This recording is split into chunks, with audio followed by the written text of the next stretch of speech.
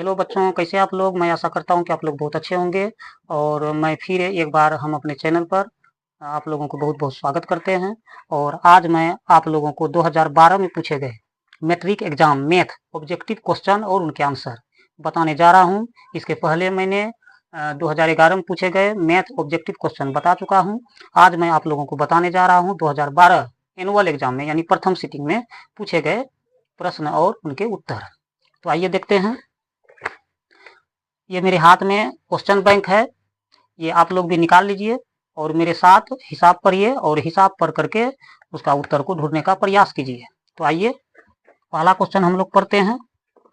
पहला क्वेश्चन है 1 नंबर में कि प्रथम 5 पूर्ण संख्याओं का माध्य कौन होगा। 4 ऑप्शन इसमें दिया गया है। ऑप्शन नंबर ए में है 3, बी में है 2, सी में है 2.5 और डी में है 4। तो हम लोग पढ़ते हैं 1 नंबर क्वेश्चन और हल करते हैं। नंबर 1 प्रश्न है कि प्रथम 5 पूर्ण संख्याओं का माध्य कौन होगा। प्रथम 5 पूर्ण संख्या, सबसे पहले हम लोग लिख लेते हैं प्रथम 5 पूर्ण संख्याएं बराबर। तो पहला प्रथम 5 पूर्ण संख्या, तो पूर्ण संख्या कहां से शुरू होती है, तो 0 से। 0 1 2 3 4, तो 5 हो गया। 1 2 3 4 5, इसका माध्य निकालना है। तो माध्य बराबर क्या होता है, माध्य बराबर होता है सभी प्रेक्षणों का योग। तो सभी प्रेक्षण क्या है, तो 0 + 1 जोड़ 2 जोड़ 3 जोड़ 4 बटा कितना 1 2 3 4 5 है, तो 5 हो जाएगा। इसको सबको ऐड कर लेंगे यानी जोड़ लेंगे। 0 1 1 1 और 2 3 3 6 6 4 10 10 10 बटा कितना 5 5 दूना 10 बराबर कितना हो गया 2। माध्य बराबर 2। ऑप्शन नंबर बी सही हो गया। ऑप्शन नंबर क्या हो गया, बी सही। दूसरा प्रश्न है 2 वृत्तों के क्षेत्रफल का अनुपात 4:1 है, तो उनकी त्रिज्याओं का अनुपात क्या होगा। 2 वृत्त के क्षेत्रफल का अनुपात 4:1 है, तो उनकी त्रिज्याओं का अनुपात क्या होगा। तो 2 वृत्त है और दोनों वृत्त का क्षेत्रफल दिया हुआ। पहला वृत्त का क्षेत्रफल है 4 और दूसरा वृत्त का क्षेत्रफल है 1 है, तो उनकी त्रिज्याओं का अनुपात क्या होगा। तो त्रिज्या निकालना है दोनों वृत्त का। तो आते हैं देखते हैं 2 नंबर पहला वृत्त का क्षेत्रफल। तो हम इसको लिख सकते हैं पहला वृत्त का क्षेत्रफल यानी अनुपात दिया हुआ, तो हम लिख सकते हैं अनुपात बराबर पहला वृत्त पाई r1 के स्क्वायर बटा पाई r2 के स्क्वायर बराबर क्षेत्रफल का अनुपात कितना दिया है, तो 4:1। पाई पाई कट गया, तो r1 बटा r2 के होल स्क्वायर हम इसको लिख सकते हैं, कहा कि r1 के स्क्वायर है फिर r2 के स्क्वायर है, तो हम लिख सकते हैं r1 बटा r2 के होल स्क्वायर बराबर 4/1। इसको हम लोग इस तरह से भी हल कर सकते हैं, r1 बटा r2 बराबर 4/1, यानी इधर स्क्वायर है तो इधर आके क्या हो जाएगा, रूट हो जाएगा। तो रूट कितना 4/1, यानी स्क्वायर हटा तो इधर रूट हो जाएगा। तो इसको हम लोग हल कर सकते हैं इस प्रकार से, r1 बटा r2 बराबर 4 का वर्गमूल कितना हो जाएगा 2 और 1 का वर्गमूल कितना 1। तो इस तरह से क्या हो गया r1 अनुपात r2 बराबर लिख सकते हैं 2:1। ये हो गया हमारा आंसर। ऑप्शन नंबर कितना है 2:1। तो इसका भी ऑप्शन नंबर कितना हो गया, बी सही हो गया, बी ऑप्शन नंबर।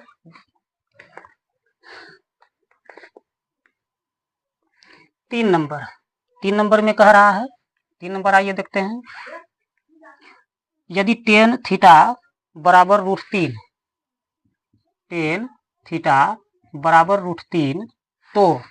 तो थीटा का मान क्या होगा। तो आसान है, देखो tan थीटा बराबर √3, तो √3 का मान कितना होता है, √3 किसका वैल्यू होता है, तो tan 60 डिग्री का होता है, tan 60 डिग्री का। तो दोनों तरफ tan काट दिए तो थीटा बराबर क्या हो गया 60 डिग्री। ऑप्शन नंबर कितना है, ऑप्शन नंबर डी, यानी 3 का ऑप्शन नंबर कितना हो जाएगा, डी।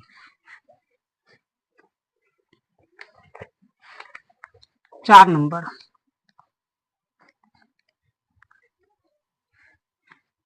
हिसाब क्या कहता है,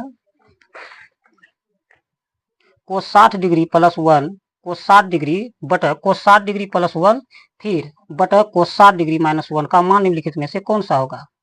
4 ऑप्शन दिया गया है, A number -2, C number 3, B number -3 और डी नंबर 2। तो आते हैं पहले हिसाब उतार लेते हैं। कोस 60 डिग्री, कोस 60 डिग्री माइनस प्लस 1 बटा कोस 60 डिग्री माइनस 1, इसका मान निकालना है। तो देखिए कोस 60 डिग्री, कोस 60 डिग्री का मान क्या होता है 1/2 प्लस 1, मेन बटा, ये मेन बटा हो गया। फिर कोस 60 डिग्री का मान कितना 1/2, यहाँ माइनस और यहाँ क्या है प्लस है, तो यहाँ -1। इसको अगर हल करते हैं तो ऊपर पहले क्या हो जाएगा भिन्न का जोड़, ये जो है मेन बटा दे दिए, भिन्न का जोड़ हो जाएगा। तो ये 2 और 1 का लघुत्तम कितना 2, 2 भागा 2, 2 भागा 2 1, 1 गुना 1 कितना 1, प्लस 1 भागा 2 2, 2 गुना 1 2 बटा, फिर नीचे 1/2 माइनस 1, तो 2 और 1 का लघुत्तम कितना 2, 2 भागा 2 1, 1 गुना 1 1, माइनस 1 भागा 2 2, 2 गुना 1 कितना 2, मेन बटा पहले हम दे देते हैं, 1 और 3 कितना तो 3 बटा कितना 2, और फिर 1 में 2 घट गया कितना बचेगा -1 बटा कितना 2। इसको पलट देंगे, इसको लिख सकते हैं 3/2, 3/2, तो 3/2 लिख दिए, यानी कि बटा का मतलब भाग भी होता है, यानी कि बराबर हम दे सकते हैं -1 बटा कितना 2। इसको पलट देंगे 3/2 और बराबर को गुना में चेंज करेंगे तो ये क्या हो जाएगा पलट जाएगा, यानी 2 बटा कितना -1, ये और ये क्या हो गया कट गया, तो 3 गुना -1 तो -3, ये हो गया आपका आंसर, यानी कि ऑप्शन नंबर कितना बी, इनका भी क्या हो गया बी।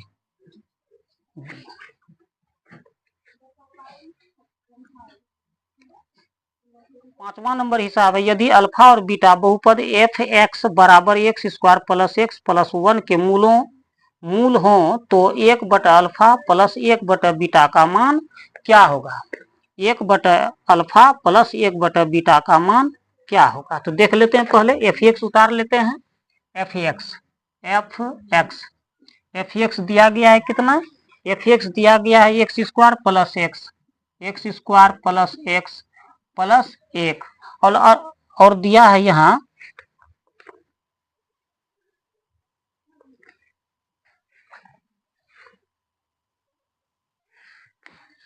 इसको हम लिख सकते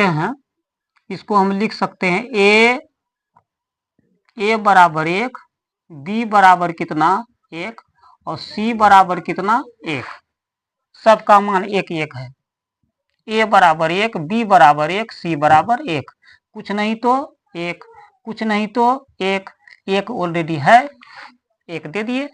अब देखो अल्फा 1 बटा अल्फा प्लस 1 बटा बीटा है, तो इसको हम लिख सकते हैं पहले 1 बटा अल्फा जोड़ 1 बटा बीटा का मान निकालना है, तो इसको थोड़ा सा हल कर लेते हैं। हल क्या करेंगे तो अल्फा और बीटा का भिन्न का जोड़ निकाल देते, अल्फा और बीटा का क्या हो जाएगा लघुत्तम, अल्फा गुना बीटा, यानी कि अल्फा भाग अल्फा गुना बीटा, तो अल्फा कट जाएगा तो बचेगा क्या बीटा, प्लस फिर बीटा भागा अल्फा गुना बीटा, तो बीटा कट जाएगा तो बचेगा क्या अल्फा। इसको हम पलटा के लिख सकते हैं, अल्फा जोड़ में किधरों लिखेंगे तो चलेगा, अल्फा जोड़ बीटा बटा अल्फा गुना बीटा। अब देखो अल्फा प्लस बीटा, तो अल्फा प्लस बीटा यानी शून्यकों का योग, यहाँ देखिए शून्यकों का योग क्या होता है -b बटा ए, तो हम लिख सकते हैं इसको -b बटा ए। अच्छा मेन बटा, ये वाला जो बटा है मेन बटा, अल्फा गुना बीटा का मान क्या होता है सी बटा ए, तो हम लिख सकते हैं इसको सी बटा ए। अब देखो -b का मान कितना है 1, तो -1 हो जाएगा, माइनस ऑलरेडी पहले से है। उसके बाद ए का मान कितना 1, मेन बटा, ये मेन बटा हो गया, फिर सी का मान कितना 1 और फिर ए का मान भी कितना है 1, इसको अगर पलट करके लिखेंगे किसी भी तरीका से तो -1 ही होगा। या एक सूत्र होता है यहाँ हम लिख देते हैं, अगर यदि 1 बटा अल्फा जोड़ 1 बटा बीटा हो, इसका मान अगर कहे निकालने के लिए तो इसको एक सूत्र होता है, इसका एक सूत्र होता है -b बटा सी होता है, ये इसका उत्तर हो जाएगा। तो ऐसे भी इस सूत्र के अनुकूल अगर हम चलेंगे तो -b का मान कितना -1 और c का मान कितना 1, इसको हल करेंगे तो कितना होगा -1। जो ऑलरेडी पहले से निकला हुआ है। ऑप्शन नंबर कितना हो जाएगा? ऑप्शन नंबर 5 नंबर का बी। इसका भी क्या हो गया? बी।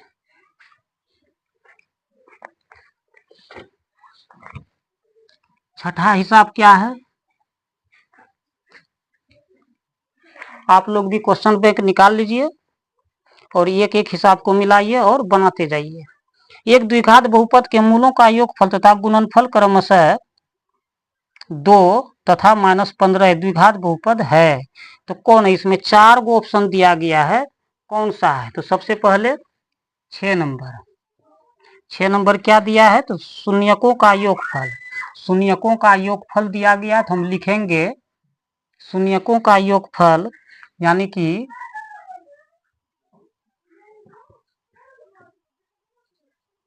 शून्यकों का योगफल बराबर कितना? इसको मिटा देते हैं। शून्यकों का योगफल कितना दिया है? तो 2 दिया है। शून्यकों का गुणनफल कितना दिया है? शून्यकों का गुणनफल बराबर कितना दिया है? शून्यकों का योगफल 2 है और शून्यकों का गुणनफल कितना दिया है? तो -15 है। -15। तो एक सूत्र होता है बहुपद बनाने के लिए, द्विघात बहुपद बनाने के लिए। तो लिखेंगे यहाँ द्विघात बहुपद, इसलिए द्विघात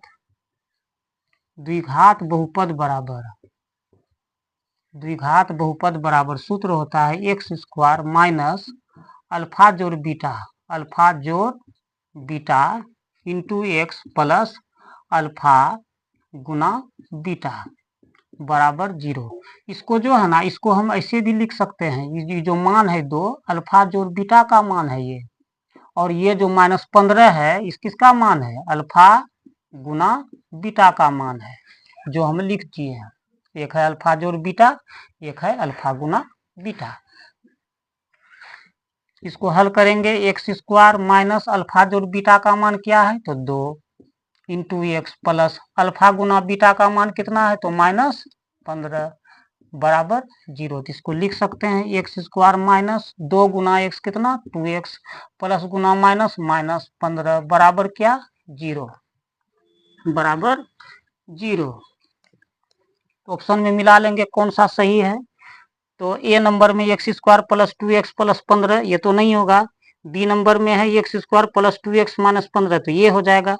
जो टेली कर रहा है, नहीं टेली नहीं कर रहा है, माइनस है यहाँ, तो माइनस वाला खोजेंगे। तो डी नंबर के साथ हम लोग जा सकते हैं, डी नंबर ऑप्शन में दिया गया। तो ऑप्शन नंबर कितना हो जाएगा? डी। Option number D.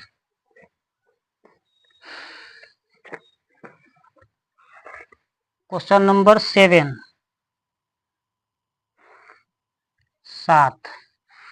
7 में बिंदु Q से किसी वृत्त की स्पर्श रेखा की लंबाई 24 सेंटीमीटर है और केंद्र से Q की दूरी 25 सेंटीमीटर है, तो वृत्त की त्रिज्या है। बिंदु Q से, एक बार फिर हिसाब को पढ़ लेते हैं। बिंदु Q से किसी वृत्त की स्पर्श रेखा की लंबाई 24 सेंटीमीटर है और केंद्र से Q की दूरी 25 सेंटीमीटर है। वृत्त की त्रिज्या क्या होगी? वृत्त की त्रिज्या हम लोगों को निकालना। सबसे पहले क्या करेंगे, हम लोगों को एक चित्र बनाना है। चित्र किस तरह से बनेगा? देखिए इस तरह से।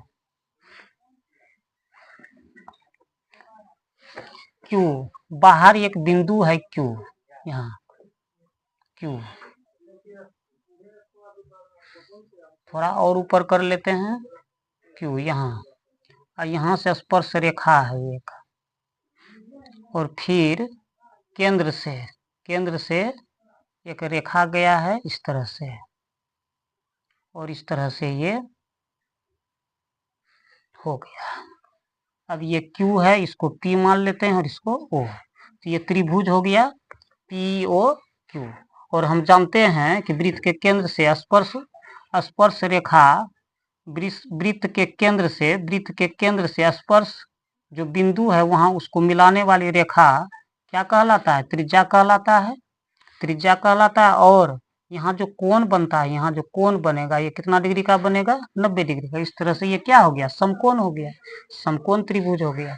तो अब देखो यहाँ से यहाँ तक का दूरी कितना है, 24 सेंटीमीटर, और इसकी दूरी कितना है, 25 सेंटीमीटर। तो हम लोगों को क्या ज्ञात करना है, ओपी ज्ञात करना है, यानी वृत्त की त्रिज्या।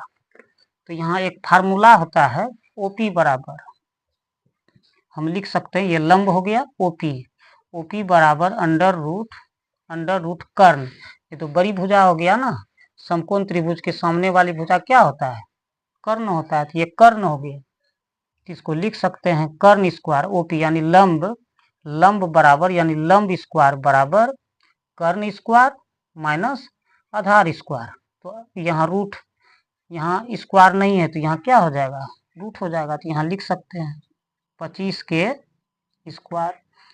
के स्क्वायर माइनस 24 के स्क्वायर। 25 का कितना 625 और 24 का कितना 576। 625 और 576, 625 में 576 घटा सकते हैं तो कितना हो जाएगा 49। इस तरह से 49 का वर्गमूल हम निकाल सकते हैं, यानी 7 गुना 7 लिख सकते हैं। और इसको यहाँ ओपी बराबर लिख सकते हैं अंडर रूट 7 के होल स्क्वायर, यानी ओपी बराबर क्या हो जाए, स्क्वायर खत्म तो रूट खत्म, यानी 7 सेंटीमीटर। हो गया आपका आंसर। ऑप्शन नंबर कितना में जाएगा, ये ए के साथ, ऑप्शन नंबर ए।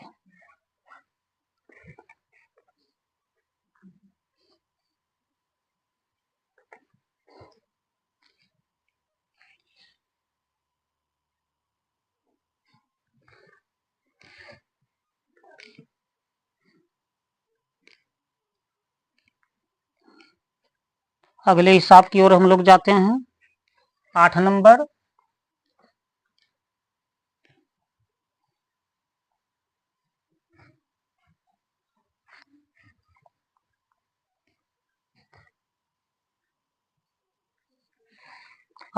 हिसाब है बिंदु -4, 3 की स्थिति किस पाद में है। तो देखिए हिसाब पहले लिख लेते हैं, -4, 3 किस पाद में है।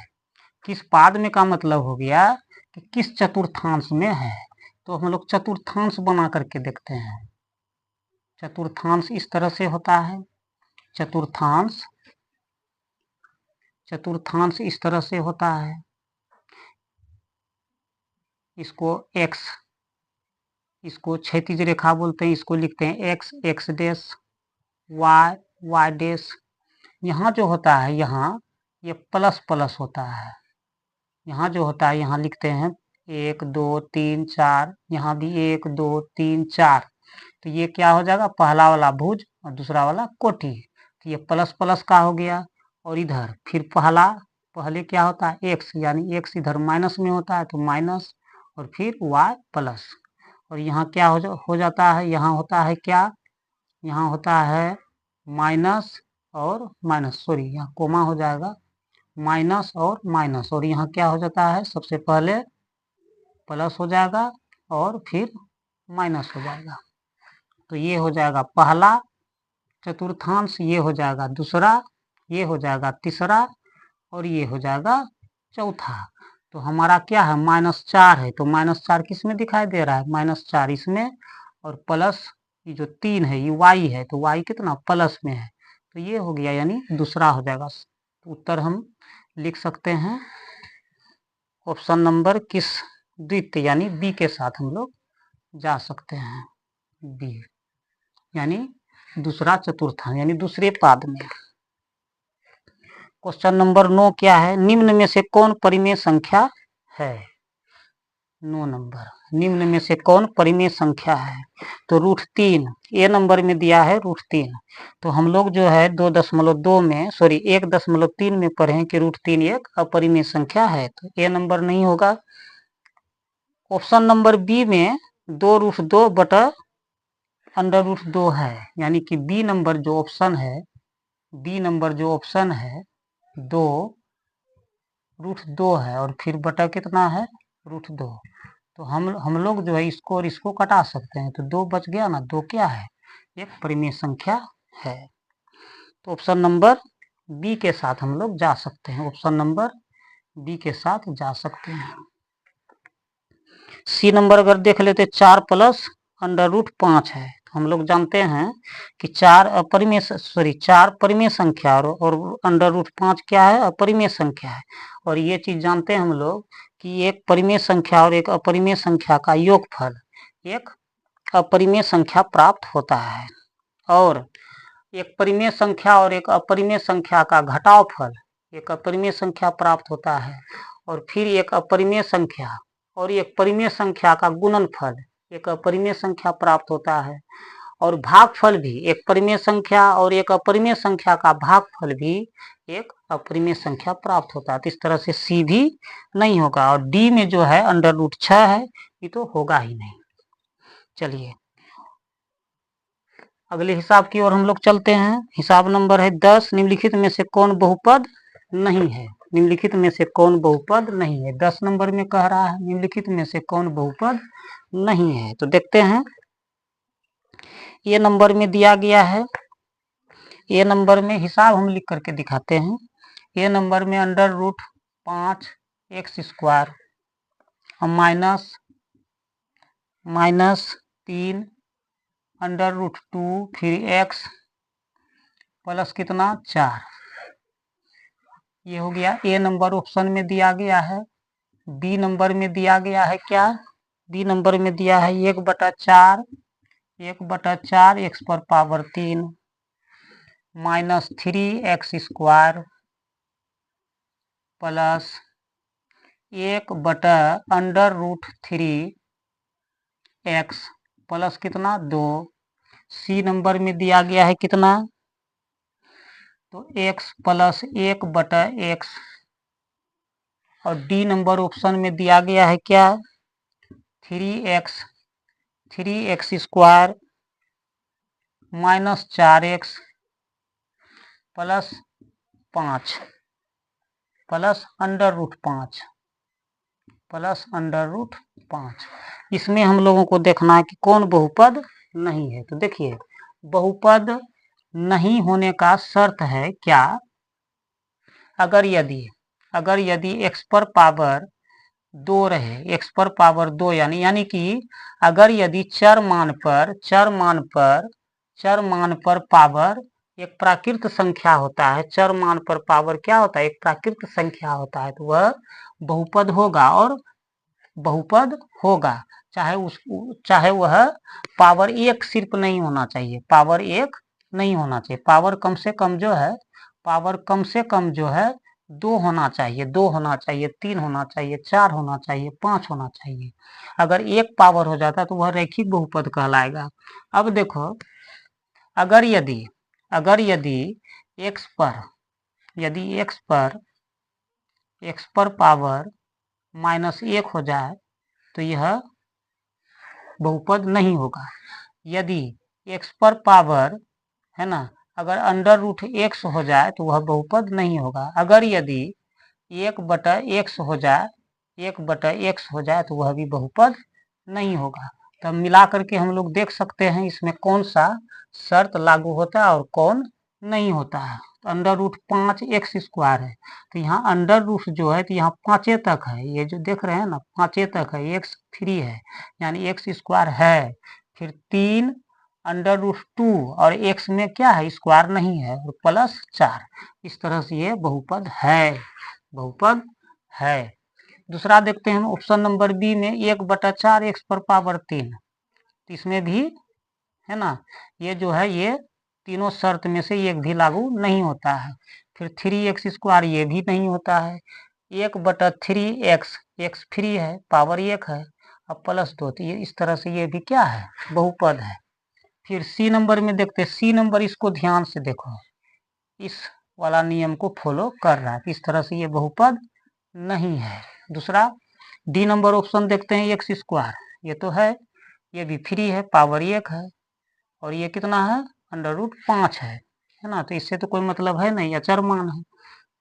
यहाँ देख रहे हैं एक्स स्क्वायर है, है ना, और तीनों में से कोई भी नियम फॉलो नहीं हो रहा। इस तरह से ये भी क्या है, एक बहुपद है। बहुपद नहीं है तो ये नहीं है, यानी ऑप्शन नंबर सी के साथ हम लोग जा सकते हैं। ऑप्शन नंबर सी सही हो जाएगा, बहुपद नहीं है। आते हैं 11 नंबर।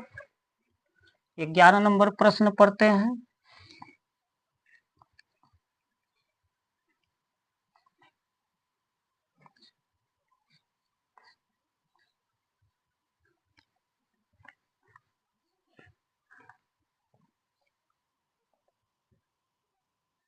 प्रश्न संख्या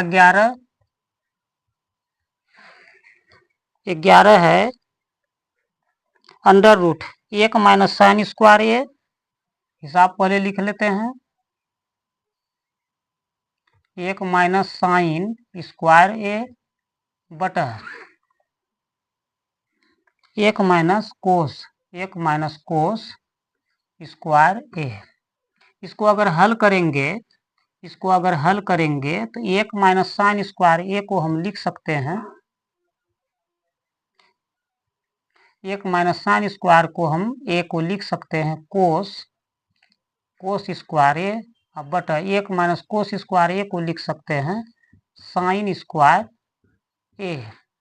अब फार्मूला के साथ आता है, ये फार्मूला है ना, 1 माइनस साइन स्क्वायर ए बराबर होता है कोस स्क्वायर ए, यानी कोस स्क्वायर ए बराबर हम लिख सकते हैं 1 माइनस साइन स्क्वायर ए, और फिर 1 माइनस कोस स्क्वायर ए हम लिख सकते हैं साइन स्क्वायर ए, या साइन स्क्वायर ए बराबर हम लिख सकते हैं 1 माइनस कोस स्क्वायर ए।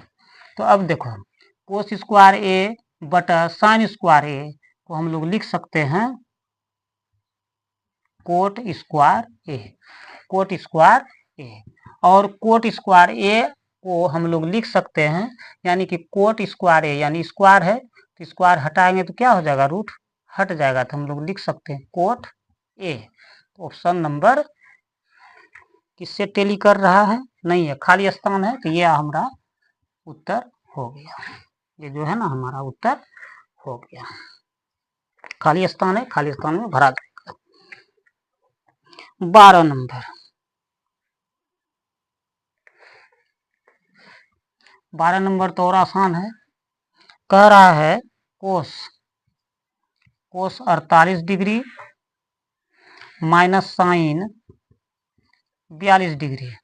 अब आप या तो इसको तोड़ सकते हैं या तो इसको तोड़ सकते हैं, तो इसको तोड़ लेते पहले वाला को। कोस 48 डिग्री को हम लोग लिख सकते हैं cos 90 degree minus 42 degree minus sine 42 degree, ये ऐसे रहेगा 42 डिग्री। इसको कोस किस में परिवर्तन हो जाएगा, साइन में, sine 42 degree minus sine 42 degree बराबर क्या हो जाएगा, 0, है ना, बराबर 0। तो आंसर हमारा क्या हो जाएगा, 0। 13 नंबर प्रश्न है बहुलक, यहाँ लिख देते हैं 13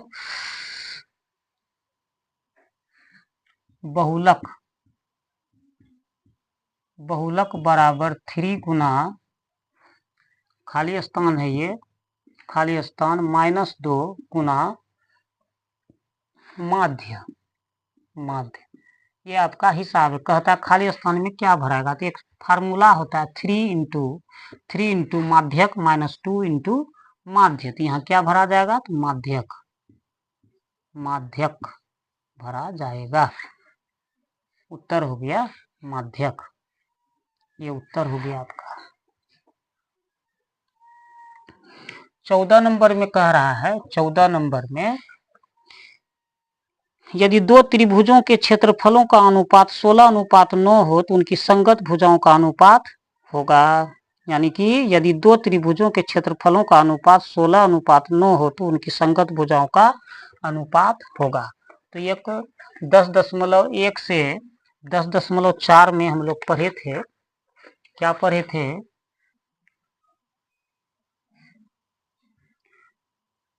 त्रिभुज एरिया ऑफ ट्रायंगल लिख लेते हैं, एरिया ऑफ ट्रायंगल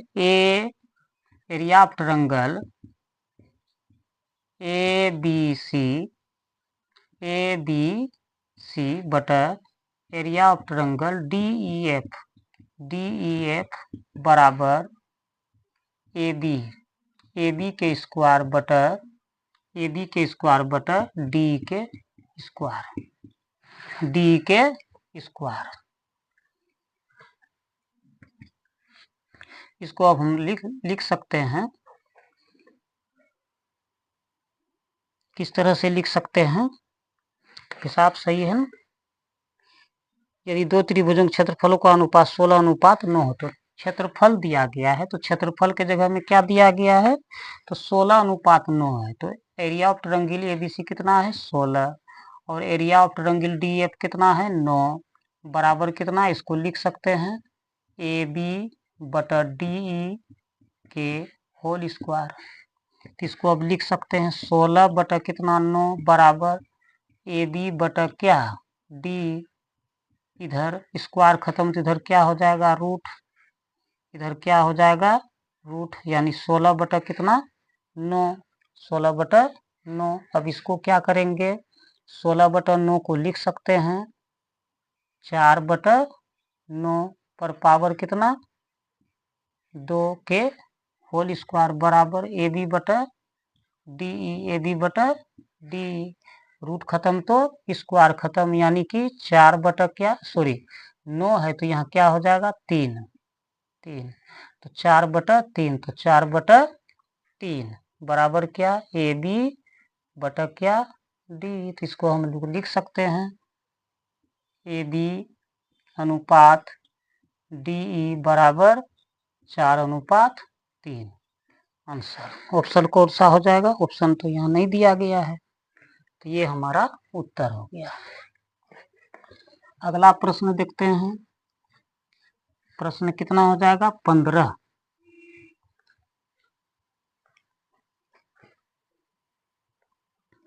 किसी बिंदु की y अक्ष से दूरी उस बिंदु का भुज कहलाता है।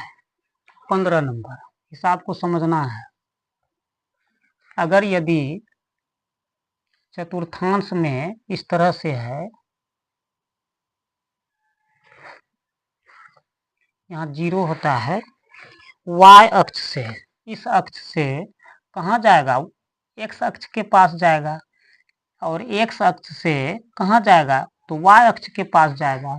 इसलिए जो है यहाँ क्या हो जाएगा, दूरी उस बिंदु का भुज कहलाता है। यहाँ भुज हम लिख सकते हैं, क्योंकि यहाँ जो हम लोग लिखते हैं 1 2 3, फिर यहाँ लिखते हैं 1 2 3, यहाँ -1 -2 -3, -1 -2 -3, तो ये क्या, ये कोटि कहलाता है और ये भुज कहलाता है। तो यहाँ y अक्ष से कहाँ जाएगा, भुज की ओर जाएगा, तो हमारा उत्तर क्या हो जाएगा, भुज हो जाएगा। भुज दिया गया है, भुज हो जाएगा, यानी उत्तर क्या हो जाएगा, भुज लिख सकते हैं।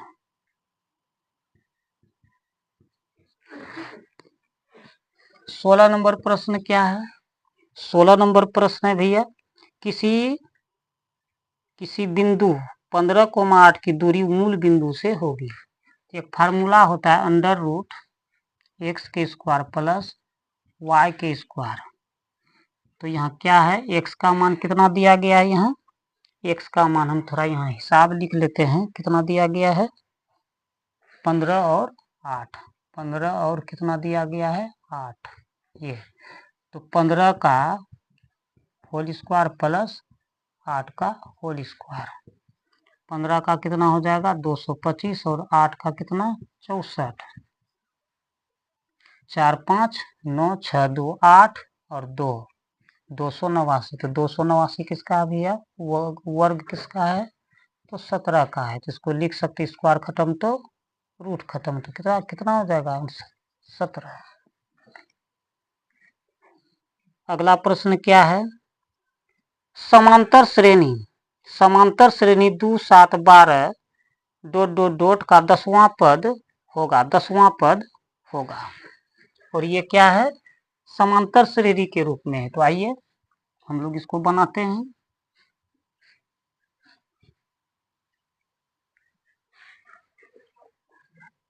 पहले समांतर श्रेणी के रूप में इसको समांतर श्रेणी लिख लेते हैं, एपी के रूप में है। AP बराबर क्या है, तो 2 है, 7 है, 12 है, डॉट डॉट डॉट, और 10वां पद होगा, 10वां पद यानी कि n बराबर दिया गया है, तो n बराबर यहाँ दिया गया, तो लिखेंगे, चूंकि पहले लिख लेते हैं a बराबर कितना दिया है, a1 बराबर 2 दिया गया है, उसके बाद a2 बराबर कितना है, तो 7 है, तो d बराबर क्या हो जाएगा, d बराबर हो जाएगा a2 minus a1, a2 minus a1, d बराबर,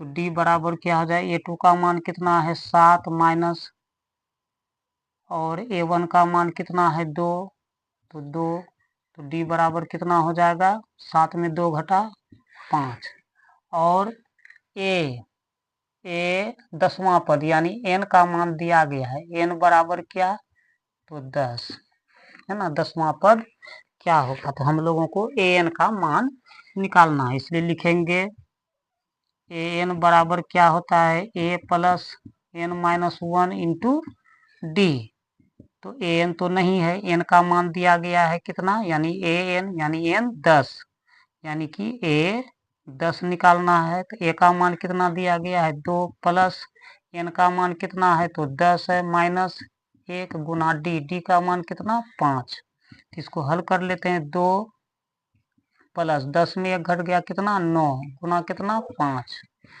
तो 2 प्लस पहले गुना का क्रिया होगा, 9 पचे 45 बराबर कितना 47, यानी कि a 10 बराबर कितना हो जाएगा, a 10 बराबर 10, सॉरी a 10 बराबर 47, a 10 बराबर यानी a 10 बराबर कितना 47, ये हो गया हमारा आंसर। 18 नंबर कह रहा है, यदि एक त्रिभुज के एक कोण की समद्विभाजक रेखा त्रिभुज की माध्यिका हो तो वह त्रिभुज होगा, वह त्रिभुज होगा। आते हैं हम लोग एक चित्र बना करके समझते हैं। 18 नंबर प्रश्न है, एक त्रिभुज ये दिया गया है,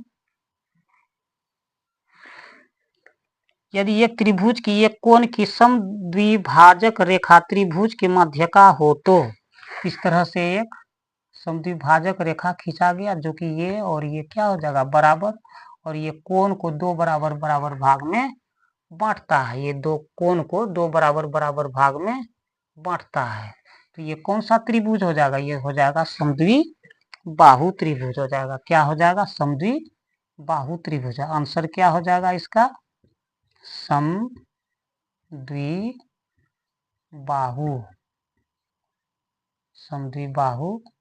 त्रिभुज होगा आंसर।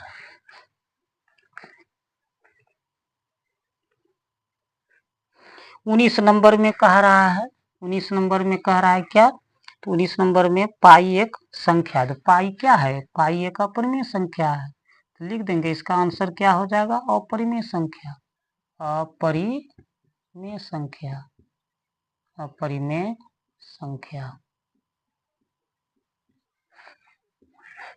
उसके बाद 20वां नंबर और अंतिम प्रश्न है, इसे दो युगपत समीकरणों का निकाय जिसमें एक भी बिंदु उभयनिष्ठ नहीं हो उसे समीकरण निकाय कहते हैं, तो 20 नंबर का क्या हो जाएगा, विरोधी हो जाएगा, ये 2.2 में पढ़े हैं, विरोधी आंसर हो गया। तो बच्चों आज